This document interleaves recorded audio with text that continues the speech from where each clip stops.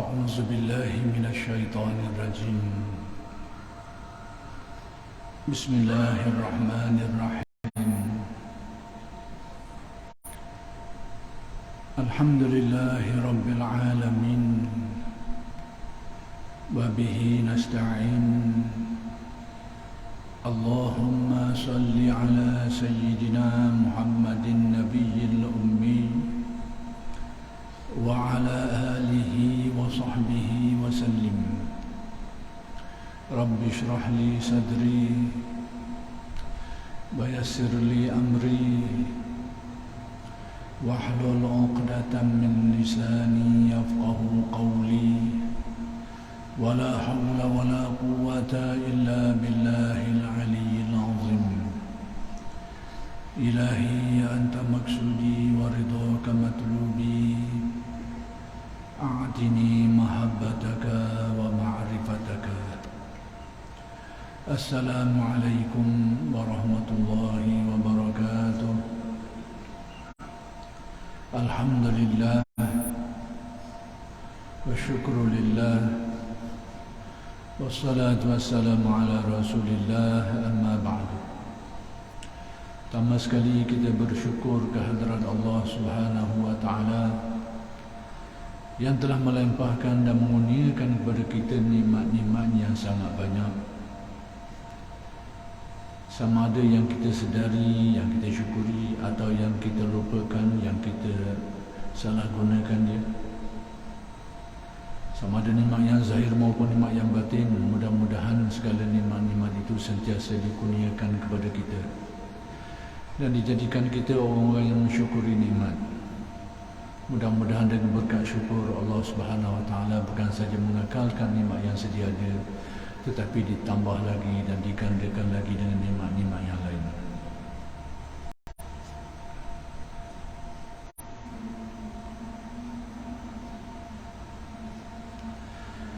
Dan insya-Allah pada malam ini akan diteruskan lagi pengajian kitab Al-Hikam karya Syekh Ahmad bin Athaillah Al-Iskandari radhiyallahu anhu. Kalam hikmat yang ingin disambung penjelasannya ialah kalam hikmat yang ke-245 yang akan disempurnakan huraiannya.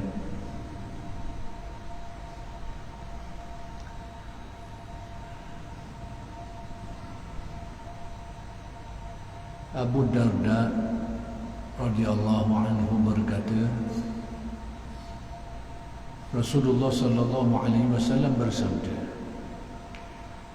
Allah telah turunkan wahyu pada salah seorang nabi. Katakanlah kepada orang-orang yang belajar fiqh agama itu, yakni orang yang belajar untuk memahami agama itu, tidak untuk kepentingan agama, yang mana mereka itu belajar bukan untuk tujuan yang dikehendaki oleh agamanya, dan belajar tidak untuk diamalkan. Demikian juga dorongan atau sebab yang mendorong dia belajar ilmu agama itu bukan untuk menghayatinya. Mereka mencari dunia dengan amal akhirat. Yang ini tujuan utamanya adalah untuk mencari habuan dan kelebihan duniawi dengan agamanya. Memakai bulu kambing, yakni memakai pakaian keagamaan, dan macam-macamlah bentuk keagamaan ni di era umat Islam terkenal dengan kezuhudannya, maka pakaian-pakaian yang menunjukkan sifat-sifat zuhud itulah yang menjadi perhatian. Memakai bulu kambing tetapi hati mereka hati serigala. Yang ini perwatakan zahirnya tu perwatakan keagamaan, tetapi kenyataan qalbunya itu terbalik daripada zahir mereka itu. Yang ini mereka menampilkan watak-watak keagamaan, dan watak-watak keagamaan ini berbeza-bezalah. Di suatu ketika dulu, orang menyanjung kepada orang-orang yang bersifat zuhud, Orang yang bersifat zuhud ni dipandang dengan pandangan kemuliaan, kerana mereka ini orang yang sanggup meninggalkan kemewahan duniawi semata-mata untuk menghayati agama mereka ni. Dan orang-orang yang seperti ini di suatu ketika dulu dipandang dengan tinggi, dipandang dengan pandangan kemuliaan. Maka sekiranya keadaan demikian, watak yang dimaksudkan di sini, maka adalah orang-orang yang memperlihatkan watak-watak zuhud tu dengan pakaian-pakaian murahan, capan-capin dan sebagainya. Jadi sikap gantung lah, macam-macam ada belaka pattern-pattern. Pattern-pattern yang orang pandang sebagai seolahnya inilah orang yang menghayati agamanya. Tetapi kenyataannya qalbunya tidak seperti itu. Jadi riwayat ini menyatakan ada keadaan seperti ini. Tetapi yang adanya golongan yang zahir dan batin itu tidak dinafikan, memang ada. Cuma nak diberitahu, di samping itu ada juga golongan seperti ini, golongan yang mempamerkan, memperlihatkan nilai-nilai keagamaannya, tetapi kenyataannya terbalik, kalbunya tidak seperti itu. Tetapi jangan, ada dua keadaan yang perlu kita bezakan supaya kita tidak tersalah faham, supaya tidak terkeliru. Yang dimasukkan di sini iaitu yang zahir tidak sama dengan yang batin. Dengan erti seseorang itu batinnya menyimpan sifat-sifat buruk tanpa berusaha untuk baiki dia, sedangkan zahirnya itu mempamerkan watak-watak keagamaan yang sudah tentu tujuan ini ada tujuannya, ada tujuan-tujuannya untuk mendapat hal-hal kelebihan-kelebihan keduniaan, sama dalam bentuk sanjungan, pandangan orang, pengikut. Itulah inilah sanjungan pujian orang, sanjungan orang, dokongan orang dan macam-macam lagi lah. Adapun orang yang berusaha untuk memperbaiki zahirnya dan dalam masa yang sama dia berusaha juga nak perbaiki batin dia, cuma tinggal lagi belum berlaku keserasian. Dia cuba untuk mengikhlaskan hatinya, dia cuba untuk mentawadakkan hatinya, membuang sifat takabur, tetapi ternyata sifat itu belum sirna, belum betul-betul hilang dari hatinya, tapi dia berusaha ke arah itu. Dalam masa yang sama dia juga memperbaiki zahir dia dari segi aspek apa-apa saja penampilan zahirnya lah dibaiki. Jadi yang ini adalah merupakan sesuatu yang lain daripada apa yang dimaksudkan. Jadi sekalipun tidak ada keselarasan, zahirnya berpakaian-pakaian ada unsur-unsur kemuliaan keagamaannya, tetapi batinnya tidak seperti itu. Cuma orang ini dia memang sedang berusaha nak baiki batin dia, cuma tinggal lagi dia belum sampai ke maqam as-sidq, belum sampai ke tahapan itu. Dia cuba nak membetulkan zahir dan batin dia, cuma tinggal lagi proses membetulkan zahir itu lebih mudah, dia boleh berjaya membuatnya, sedangkan proses membetulkan batin ini lebih susah sikit. Jadi berlaku ketidakselarasan, yang batin belum selaras dengan yang zahir. Tetapi dia ada niat, dia ada nekat, dia ada keinginan, kemahuan, usaha untuk baiki yang batin supaya sama dengan yang zahir tadi. Kalau dia menampilkan watak-watak zahirnya, batin dia nak macam tu juga, tapi mungkin belum kesampaian, masih ada keinginan-keinginan keduniaannya itu yang mendorong dalam hatinya, dan dia tidak menyenanginya. Dia berusaha untuk membuangnya, tinggal lagi belum berjaya. Yang ini lain, ini orang yang berada pada maqam mujahadah. Dia berusaha, tinggal lagi tidak selaras. Kerana kita tahulah, nak baiki zahir ini lebih mudah daripada nak baiki batin. Nak tukar pakaian kita yang tidak ada yang ada unsur-unsur kemegahan duniawi dengan unsur-unsur keagamaan dan sebagainya, itu lebih mudah. Sama sekali boleh tukar. Kalau kita tukar pakaian-pakaian contohnya yang tidak senonoh lah, tiba-tiba nak tukar pakaian-pakaian macam berkepiah ke apa ke, itu bila-bila masa boleh buat. Tapi nak menukar gerak batin itu tidak semudah itu. Jadi sekarang bila berlaku keadaan orang yang cuba nak baiki, dia ada niat yang baik, tapi belum selaras antara zahir dan batin. Yang zahir dapat dibaiki, yang batin belum. Jadi yang batinnya belum selaras dengan yang zahir. Sekalipun dia berjaya menukar watak zahir dia tu, amalan zahir dia, yang tidak ke masjid, yang tidak berpakaian sopan, mula berpakaian sopan contohnya, dan sebagainya. Watak-watak zahir sudah nampak perubahan, tapi batinnya masih menyimpan hal-hal yang buruk. Jadi orang semacam ni macam mana? Jadi saya katakan tadi, orang ni dia berada pada maqam mujahadah. Dia berusaha, dia ada maksud, dia ada tujuan, dia nak buang sifat buruk, nak mengikis sifat buruk, tinggal lagi belum berhasil dengan baik. Maka pada waktu belum berhasil tadi itu, yang batin belum selaras dengan zahir, kerana dia belum sampai ke maqam as-sidq. Kerana maqam sidq ni, batin dia itu sama dengan zahir. Kalau dia menampakkan watak-watak kezuhudan zahir, batin dia pun begitu juga. Yang ni mungkin tak sampai gitu lagi, tapi ada keinginan untuk membersihkan batinnya. Jadi orang seperti ini, orang dalam proses, orang dalam maqam mujahadah. Walladzina jahadu fina lanahdiyannahum subulana.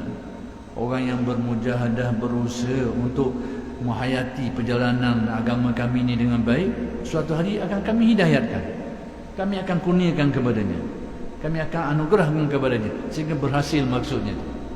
Adapun yang disebut dalam hadis ini, iaitu golongan yang sengaja, iaitu orang yang menyimpan sifat-sifat buruk dalam hati, yang tidak berusaha untuk baiki dia, dan dia rela dengan sifat-sifat buruk tu. Kemudian dibaiki watak zahir dia tu untuk tujuan-tujuan tertentu. Dia memperlihatkan watak-watak keagamaan, watak-watak yang mendapat pandangan yang ada faedah-faedah tertentunya, sanjungan orangnya, pujian orangnya dan sebagainya. Sedangkan batinnya itu mengekalkan sifat-sifat buruk dan tidak ada keinginan, kemahuan untuk baiki benda itu. Inilah yang dimaksudkan di sini. Jadi jangan keliru dengan orang yang sedang berusaha nak buang sifat buruk tapi belum berhasil. Dia sedang berusaha. Yang ini ni memang disengajakan, sengaja diperlihatkan watak zahir kerana untuk ada tujuan-tujuan kepentingan yang ingin dicapainya. Dan kadang batinnya itu adalah kekal, tidak ada usaha pun untuk dibaiki batinnya. Ini dua keadaan yang berbeza. Jadi yang disebut di sini ini memakai bulu kambing, yakni di era orang-orang yang dipandang mulia dengan kezuhudannya, maka dia pun menunjukkan watak itu. Sedangkan batin itu menyimpan ketamakan, menyimpan kesombongan, dan dia suka dengan keadaan itu, dia reda dengan keadaan itu. Inilah yang berbalik ataupun yang tidak selaras antara zahir dengan batinnya, dan inilah yang tercela. Dan mungkin di zaman-zaman tertentu keadaannya mungkin berbeza. Mungkin di suatu zaman tu dari segi kealiman yang menjadi pandangan orang, kealiman, maka pada waktu itu akan timbullah watak-watak kealiman ini. Tengok zaman tu macam mana. Kadang-kadang watak kealiman tu dengan kelek kita, keleklah kita kawan ni, kita besar-besar ni, tidak kecil-kecil tak kelek, malu kat orang. Kelek kita besar-besar. Supaya apa? Supaya orang tahu ni orang alim, mengaji tinggi, ngaji kita khatam, kita besar-besar. Tak kira lah pattern yang serupa, ataupun mungkin keadaannya berubah tapi tujuannya sama, yakni watak-watak zahir, nilai keagamaan yang dipandang orang, tapi batinnya itu tidak seperti itu. Ini yang digambarkan di dalam hadis.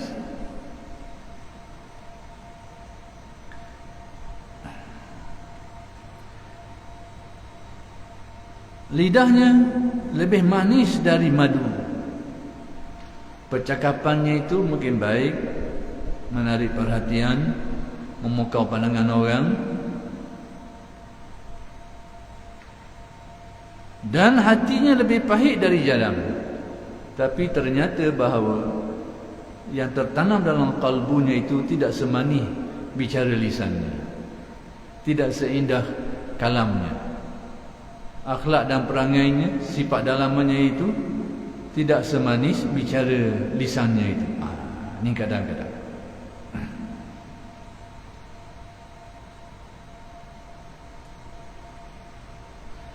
Apakah mereka akan mempermainkan aku atau mengajak padaku? Ditujukan kepada golongan seperti ini. Apakah mereka ini nak mempersendakan Allah, nak mempermainkan Allah dengan sikap mereka itu? Pasti akan aku turunkan kepada mereka fitnah ujian. Kata Allah dalam dalam hadis kalam seperti ini, kita sebut hadis kursi lah. Cuma kisah ni kisah Nabi-Nabi terdahulu. Akan aku turunkan kepada mereka fitnah ujian sebagai balasan daripada sikap nifak itu. Kata Allah, akan aku turunkan ujian sehingga orang yang tenang sabar menjadi bingung. Jadi ujian yang agak berat sehingga orang yang tenang, sabar menjadi goncang dengan fitnah tu. Berat nak kabarnya. Fitnah yang berat. Orang sabar jadi tak apa nak boleh sabar. Orang yang alim pun jadi keliru. Jadi keliru. Fitnah. Fitnah yang lebih berat.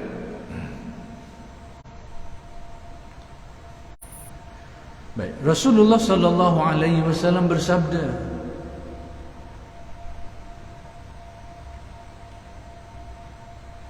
sesungguhnya Allah akan memperkuatkan, yakni menyebarluaskan agama ini dengan lidah seorang yang lacur atau lancung, yakni orang yang jahat. Apa maksud hadis ini? Innallaha yu'ayyidu hadzal din birajulin fajir. Allah menguatkan agama ini menerusi seorang lelaki yang buruk perangai dan tingkah laku dia tu. Apa kita nak faham macam mana? Banyak tafsiran-tafsiran tentang maksud kalam seperti ini, hadis riwayat ini. Innallaha yu'ayyidu hadzal din birajulin fajir. Allah Ta'ala menguatkan agama, mengakatkan agama. Tapi yang melakukannya itu rajulin fajir, orang lelaki yang tak comel mana. Bukan comel muka, comel perangai. Orang yang perangai dia sendiri bukan orang yang baik sangat, tapi ternyata dia banyak menyumbang kepada agamanya. Apa yang kita nak faham dengan riwayat ini? Saya tengok antara orang yang ada mengulas ini adalah Syekh Ali Al-Khawas.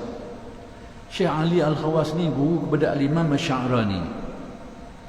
Al-Imam Asy'arani ni antara guru tasawuf, dia bukan saja alim bab tasawuf, dia alim pelbagai bidang, terutamanya ilmu tasawuf ni, ulama antara ulama kurun ke-10.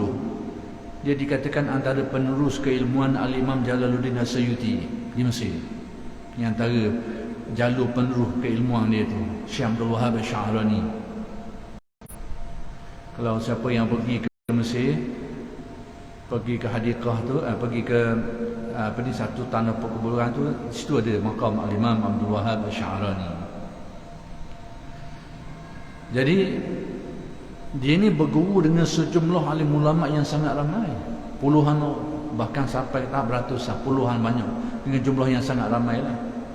Tetapi antara guru yang sangat mempengaruhi dirinya, yang dia sangat terkesan dengannya, seorang guru yang tidak dianggap guru oleh orang lain. Kerana dia seorang yang ummi, orang tak boleh baca, tak boleh nulis. Boleh. Fenomena ni kita tak akan jumpa dalam dunia kesarjanaan lain.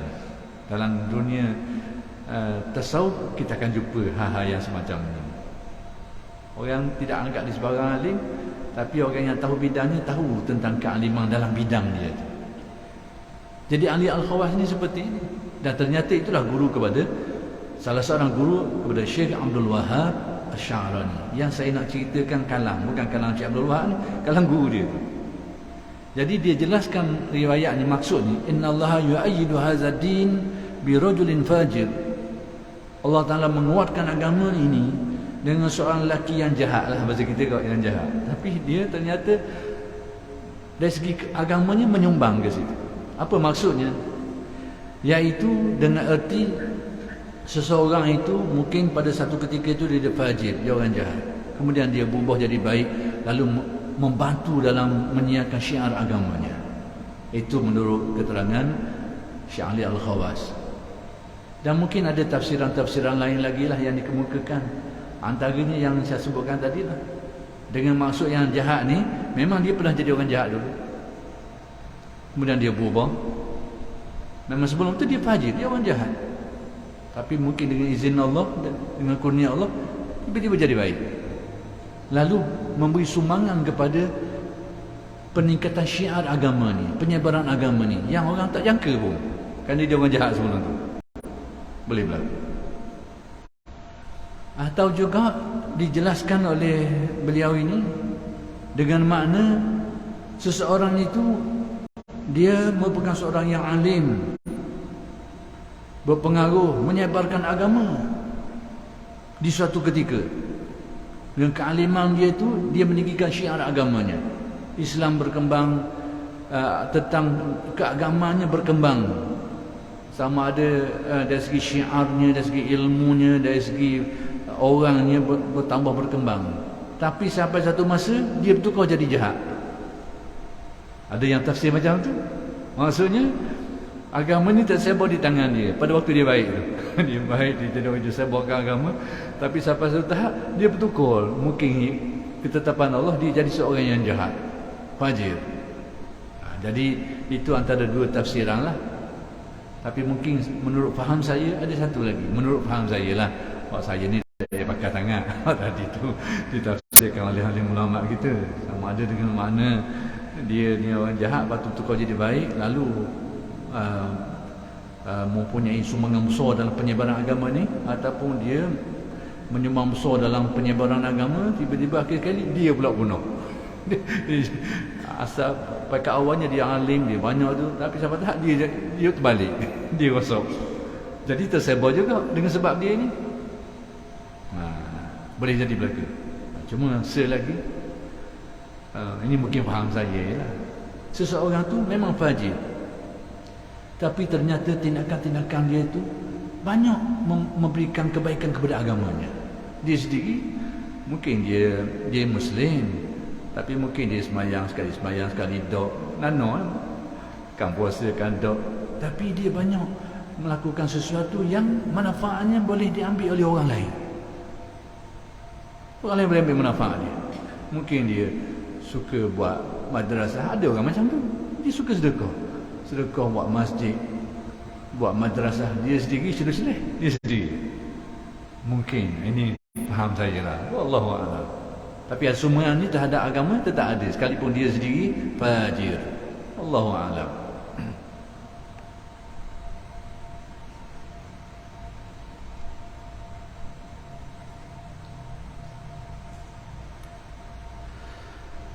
Baik. Kemudian Farqad As-Subhi bertanya pada Abul Hasan Al-Basri.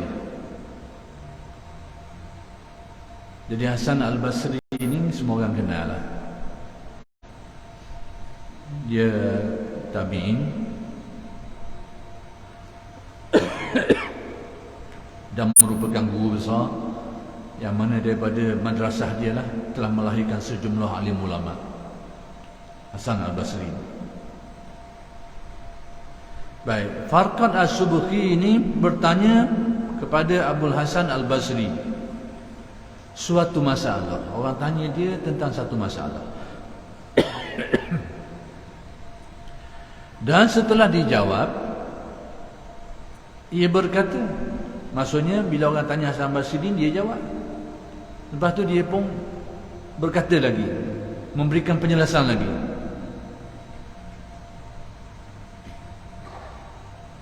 Para fuqaha ni ahli hukum lah, orang yang tahu tentang hukum syariat agama. Yani ahli-ahli ilmu fiqh ni. Baik, dan setelah dijawab, maksudnya bila orang tanya, dia tanya Hasan Basri jawablah. Kemudian Farqad ni kata pula. Maksudnya Farqad tanya semula lah. Bila ditanya kali pertama tentang satu masalah tu, Hasan Basri jawab. Lepas tu Farqad tanya balik. Sebab apa? Jawapan Hasan Basri itu lain daripada jawapan orang lain. Ni tengok. Baik. Setelah dijawab, yakni setelah dijawab oleh Hasan Al-Basri, ia berkata, yakni Farqa tu berkata lagi, para fuqaha, yakni ahli-ahli ilmu fiqh ni berbeza dengan keteranganmu itu. Jawapanmu ni lain daripada jawapan ahli fiqh lain. Macam mana ni? Ahli-ahli hukum lain, ya, bila ditanya masalah ni dia jawab lain daripada mu jawab ni. Baik, berkata Abul Hasan. Lalu Hasan Al-Basri pun mengulah baliklah, memberi komentar. Kenapa boleh jadi macam ni? Dia kata macam, pernahkah kau melihat dengan mata kepalamu orang fiqh, yakni yang alim fiqh tu? Dia kata, mu hanya jumpa ahli fiqh. Mu ada tak tengok ahli fiqh ni? Maksudnya, mu pernah jumpa tak ahli fiqh ni? Dengan erti, menurut Hasan Al-Basri, ahli fiqh yang sebenar-benarnya ni bukan orang sekadar yang tahu hukum, tetapi dia ada kriteria lain. Dia ada ciri lain, dia ada sifat lain. Kalau dia ada ciri-ciri ni, maka dia jadi ahli fiqh lah. Kalau tak ada, Hasan Al-Basri tidak anggapnya dia sebagai ahli fiqh. Sebab tu dia kata kepada orang, mu ada jumpa ke ahli fiqh? Mu tengok tu ahli fiqh ke? Kata Hasan Al-Basri. Kalau ngaji fiqh dengar ni marah kita, jangan marah saya pula. Saya ni baca kisah Hasan Al-Basri ni. Masa kisah ni. Baik, kata Hasan Al-Basri, seseorang faqih tu, seorang ahli fiqh ni, ialah yang zuhud. Pertama sekali, ciri dia orang yang qalbunya tu zuhud. Orang tidak ada gila nama, gila pakar, gila harta, gila sanjungan, gila tu, gila kedudukan, tak ada. Itu ciri dia. Kalau dia ada ciri ni, sudah cukup. Zuhud, yang tidak rakus terhadap dunia. Kemudian yang gemar akhirat. Kemudian yang kedua, hatinya cenderung kepada Allah, cenderung kepada akhirat. Dua. Kemudian yang waspada dalam agama. Yang ketiga, cirinya itu bersifat wara', yakni berjaga-jaga dalam urusan agamanya. Yang tetap pada taat ibadatnya. Yang keempat, cirinya itu yang tetap mengabdikan dirinya kepada Allah. Ketaatannya kepada Allah itu istiqamah. Yang wara', yakni yang bersifat wara' ni berjaga-jaga. Wara' ni ibarat kau ia lari dari sepadang jauh sikit. Kita main atas orang. Kita kadang-kadang naik kereta, tayar kita tu atas lain putih tu. Tanya kau orang. Orang lain kadang-kadang lari kena molek masuk ke tanah, atas tanah lagi, kita ni main atas lain putih. Kadang-kadang. Jadi kita ni kalau dalam bawa kereta, dak warung tu panggil, dak warung. Dalam bawa kereta. Orang warung ni, tayar dia tu jauh daripada lain putih tengah. Maksud, padahal atas lain putih tu kawasan dia lagi. Tapi atas padang. Kalau ia ngatuk sikit, bom, bahan jalan orang lalu. Kalau pulas tering sikit, bom, bahan gesek dengan orang lalu. Tu dak warung bawa kereta. Jadi kalau orang yang warung bawa kereta ni, dia lagi dia lain putih tu jauh sikit. Itu bandingan mudah lah. Dalam urusan agama pun gitu juga. Baik buruk ni dia pasti jauh sikit. Jadi sikap itu dinamakan wara'. Takut babahkan, lagi jauh sikit. Ambil jalan berhati-hati. Baik. Antara cirinya yang selanjutnya kata Hasan Basri, yang wara' cirinya, iaitu orang yang mengambil sikap basi jauh sikit daripada keburukan dan kejahatan. Dia dah ambil tengah-tengah tu. Yang bila-bila masa boleh terbabah itu dan ni dah. Dia lagi jauh sikit, rekod jauh sikit. Menjaga diri. Tidak melukai kehormatan sesama muslim. Tidak menjatuhkan kehormatan orang. Ini alamat rekod. Menurut kriteria yang disenaraikan oleh Imam Hasan Al-Basri. Tak mengaibkan orang. Tak menjatuhkan martabat orang. Tidak mencederakan kehormatan orang. Lebih-lebih lagi secara terbuka. kecuali dengan sebab-sebab darurah yang tertentu yang kita sedia maklumlah. Ada kadang-kadang tertentu, contohnya kita nak selamatkan orang ini daripada kejahatan orang ini yang kita tahu orang tak tahu. Jadi kita terpaksa kabarlah kerana takut dia ni kena tipu juga dia orang ni. Itu kiki tertentu. Tapi kalau tidak ada tujuan-tujuan ini, capung kehendak kita, kemauan kita, ini kalau ada ciri itu bukan faqih, kata Hasan Al-Basri. Yang menjatuhkan kehormatan orang, yang mengaibkan orang, yang memalukan orang, yang menjatuhkan martabat orang. Baik, kemudian yang menjauhi harta mereka, antara cirinya pula menjauhi harta mereka itu dengan erti tidak memboloti harta. Kadang-kadang berlaku juga setengah di kalangan kita ni, ya, berlaku dalam masyarakat. Kadang-kadang berlakulah setengah guru tu kita nampak suka memboloti harta murid-murid dia. Akhir sekali murid dia apa-apa kedana, dia kaya-kaya. Tapi kaya-kaya hasil daripada memboloti harta murid. Ini guru yang tidak jujur. Sebab kalau dalam kaedah bertani, kalau kita nak tengok dalam kaedah tasawuf, antara alamat guru yang tak boleh nak pakai dalam tasawuf, iaitu ia tak ada sifat. Maksudnya ia kena ada lah. Kalau guru ni ada, ni antara sifat at-tarafu an amwalil muridin, menjauhkan diri daripada harta murid-murid dia. Ada pun orang sedekah orang begitu, cerita lain. Itu berlaku di mana-mana. Nabi pun banyak orang hadiah ke Nabi, sedekah ke Nabi, tapi Nabi sendiri tidak mengambil tindakan untuk memboloti harta murid kepada pengikut-pengikutnya tadi. Jangan salah bezalah. Yang dihadiahkan, yang disedekahkan, itu cerita lain. Ini memang melakukan sesuatu untuk memboloti harta murid-muridnya. Itu bukan cirinya. Jadi kata Hasan Basri ini, kalau ada sikap tu, dia bukan faqih. Bukan faqih. Yang menjauhi harta mereka, menjauhi daripada harta, kalau dia murid-muridnya lah ataupun pengikutnya lah atau sebagainya, menjauhi. Yang rajin beribadat, antara cirinya lagi seorang faqih itu dia memang rajin melakukan ibadat.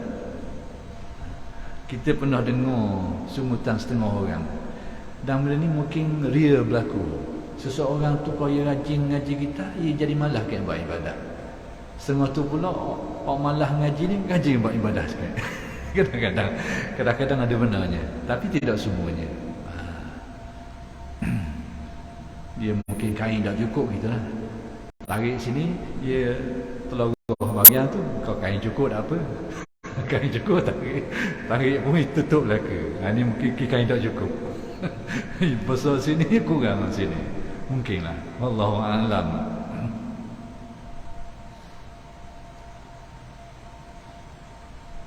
Jadi kehendaknya bahawa mengaji ilmu tuntutan, kena mengaji. Buat ibadah ada suatu tuntutan juga, kena lakukannya. Itu yang baik. Jadi yang baik, ambillah bagian yang baik.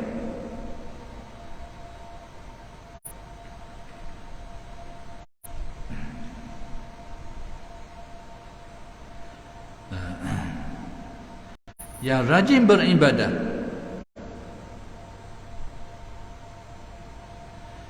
menjauhi harta mereka, yang rajin beribadah, yang tidak ni, perkataan tidak ni mungkin tercicir, yang tidak menghina orang yang di bawahnya. Kalau yang menghina ni sifat tak baik benda tu.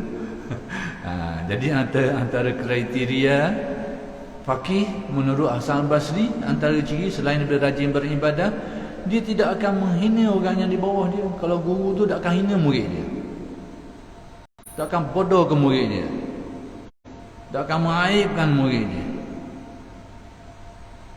dan tidak akan meremehkan murid. Demikian juga orang yang menjadi ikutan orang, dia tak akan rendah ke orang bawahan dia, pandang rendah, pandang hina, tak akan melakukan seperti itu. Jadi seorang faqih ni, kata Hasan Basri, orang yang tak ada sifat ni, Yang orang yang ada sifat tidak menghina, memandang rendah kepada orang yang di bawah ni. Sekalipun dia tu seorang yang alim, murid dia baru belajar, tidak akan pandang kecil kepada muridnya. Tidak akan pandang rendah kepada muridnya. Sekalipun dia tahu kawan ni baca pun benar betul, tapi dia tak akan pandang rendah. Ini sikap seorang faqih yang benar. Lah kita, saya tak mau kata ke orang lain, kita gitu kok. Lah kita tengok mata sebelah je. Tengok mata sebelah je. Kawan ni tak apa tahu, kita ni tak pernah akhirat mana. Sebelah mata kita tengok. Na'udzubillah. Mudah-mudahan telah jauhkan kita dari sifat-sifat buruk. Yang tidak mencari dunia dengan ilmu yang diajarkannya oleh Allah, yakni tidak mencari habuan duniawi semata-mata dengan kerjanya. Adapun dia mendapat sesuatu atas tugasan-tugasan yang rasmi, itu cerita lain. Itu sesuatu imbalan atas kerja dia. Ini dia tidak mengharapkan apa-apa, bukanlah jenis orang yang mengajarkan itulah tujuan dia semata-mata untuk mendapatkan ganjaran itu. Jadi kena beza antara tugasan hal lain, antara tujuan hal lain. Zaman khilafah Islamiyah dulu, bila negara Islam sudah berkembang, khalifah-khalifah Islam mengambil dana daripada Baitul Mal untuk menggaji orang-orang yang ditugaskan dengan tugasan-tugasan. Apabila negara dah jadi besar ni, berarti sistem dah jadi complicated. Kalau dia tak cara benda ni, tak nak buat benda lain dah. Maka khalifah-khalifah memperuntukkan Baitul Mal untuk menggaji mereka ni. Sebagian mereka ditugaskan untuk mengajar itu dan ini, mereka menggajikannya. Itu masalah pekerjaan lain. Yang dimasukkan di sini masalah tujuan. Tujuan dia mengajar tak ada lain kecuali untuk habuan. Maka di sini dia bukan seorang faqih yang sebenar.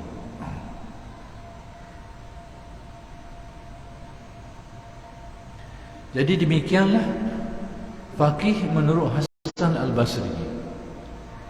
Jadi sekiranya seseorang alim itu tidak ada ciri-ciri ini, menurut Hasan Al-Basri lah, dia tidak dianggap, dipandang sebagai faqih. Maka sebab tu bila Farqad Subhi tadi itu dia khabar Hasan Al-Basri, petua hak mukabah ni lain daripada faqih-faqih lain khabar. Jadi Hasan Al-Basri pun khabar. Kat mana faqih? Mana faqih? Orang kata faqih-faqih tu mana? Orang kata tu orang lain-lain tu mana faqih tu? Dia pun khabar. Orang yang faqih ni cirinya begini. Kalau ada ciri-ciri ni, faqihlah dia. Kalau tidak, kata Hasan Basri, dia bukan faqih. Hasan Basri ni antara ilmu yang diambil, antara sebab lah, kalau saya nak beri ta'liq sikit, kenapa petua-petua Hasan Basri ni kadang-kadang lain sikit daripada petua orang lain. Antara sebabnya, kerana Hasan Basri ni antara sumber ilmunya diambil daripada Huzaifah Ibn Yaman. Orang pernah tanya Hasan Al-Basri, aku dengar mengajar ni, aku tak dengar orang mengajar macam mengajar ni. Pernah zaman dia tu orang soal dia, aku dengar mengajar ni lain. Bukan salah, tak kata salah, lain. Aku tak dengar daripada orang yang mengajar macam mengajar ni. Lalu apa jawapan Hasan Al-Basri? Dia kata, aku ambil ilmu ni daripada Huzaifah Ibn Yaman. Dah siapa dia Huzaifah Ibn Yaman? Orang yang memegang rahsia Rasulullah sallallahu alaihi wasallam. Yakni orang yang Nabi simpan rahsia ke dia. Sehingga Sayyidina Umar sendiri pun bila dia nak tahu, dia takut-takut nantikan aku pun termasuk dalam senarai jumlah orang munafik ke, dia pergi tanya Huzaifah ni, ada tak senarai aku ni dalam senarai dalam pengetahuanmu termasuk kelompok tu. Sampai begitu no Sayyidina Umar. Nak khabarnya apa? Sayyidina Umar tahu bahawa Huzaifah ni orang yang banyak simpan rahsia. Maksudnya ada benda yang orang tak tahu, Huzaifah tahu. Dan ini bukan berarti menyembunyikan ilmu. Ada setengah orang dia salah faham. Dia kata antara ciri-ciri tak betul dalam tasawuf ni, dia kata adanya item ataupun ada ciri menyembunyikan ilmu, tidak ajar. Dalam tasawuf dipanggil adab. Orang yang belum mencapai tahap kelayakan untuk memahami bahasan ilmu yang mendalam, belum diajar lagi. Bukan tak mau ajar, kerana dia belum cukup kelayakan untuk faham sesuatu ilmu tu. Jadi ini orang panggil adab, bukan orang panggil sembunyikan ilmu. Tapi setengah orang tak faham, inilah antara tuduhan ni. Dia kata antara benda adab tu dan tasawuf ni ada ciri-ciri ni, menyembunyikan ilmu ni, dia ajar. Dia ajar kepada orang dia je, orang tertentu saja je. Ini bahasa yang panjang, yang saya tak mau bahas panjang lah. Cuma nak kabarnya itu adalah isu adab, bukan isu menyembunyikan ilmu.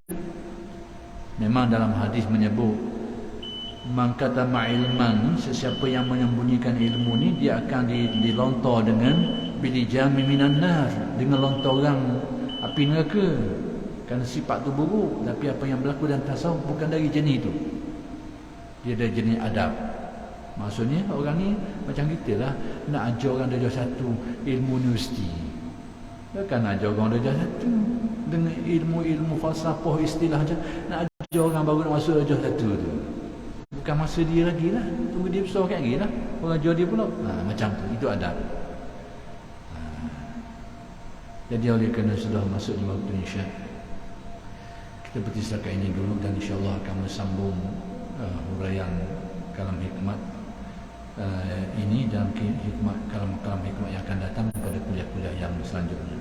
Aku qawli hadza wa astaghfirullahal azim li wa lakum. Assalamualaikum warahmatullahi wabarakatuh.